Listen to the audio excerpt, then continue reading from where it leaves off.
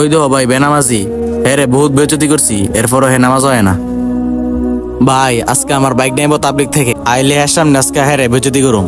তোর বাইক না যদি আয়ে, তুই কথা কইস না। তোর বাইক নার সামনে আমি এর বেজ্জতি করুম। আসসালামু আলাইকুম। ওয়ালাইকুম আসসালাম।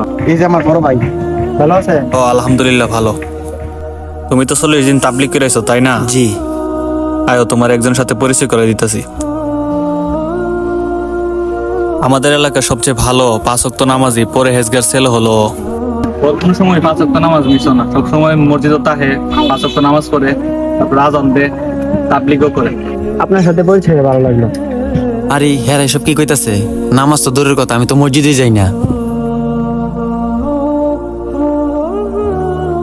আরে ভাই এখানে, আসসালামু আলাইকুম, ভালো আছেন? আলহামদুলিল্লাহ।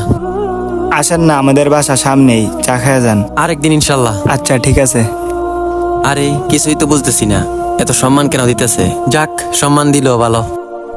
আরো কিছুদিন পরে হঠাৎ সামনে। আরে ভাই দিয়ে এই জায়গায় তোর সাথে পরিচয় করাই দিই। আসসালামু আলাইকুম। ওয়ালাইকুম সালাম। ভালো আছেন? জি আলহামদুলিল্লাহ ভালো আছি। উনি হলো এই এলাকার সবচেয়ে ভালো ছেলে, 5 ওয়াক্ত নামাজ আদায় করে, ভাইয়ের সাথে মুসাফা কর।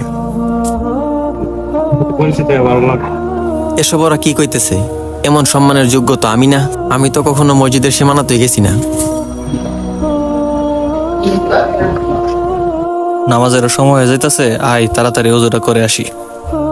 কিরে আরমান, তুই এখানে? হ ভাই, আমি আমার ভুলটা বুঝতে পারছি। বল বুঝতে পারছত মানে?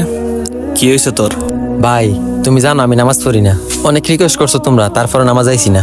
তুমি জানো আমি নামাজ পড়ি না, মসজিদও আই না, তারপরেও তুমি আমার মানুষের সামনে নামাজ হিসেবে পরিচয় করাই দিছো। শুধু নামাজ হিসেবে পরিচয় দেওয়ার কারণে আজ মানুষ আমার অনেক সম্মান করতেছে।